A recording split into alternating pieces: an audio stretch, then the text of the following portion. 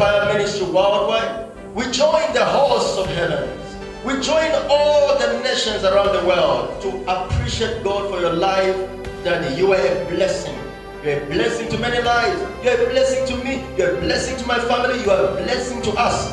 As Omega Fire Ministry, Lusaka, Zambia, we are saying to you a happy birthday. We are saying to you, our Father, thank you for impacting our lives. Thank you for being a blessing to us. Thank you for always praying for us. Thank you for the love that you always show us. Thank you so much for standing in to support us. And all the time, indeed, your messages have impacted our lives. Your prayers always reach heaven for us. And indeed, we are so grateful.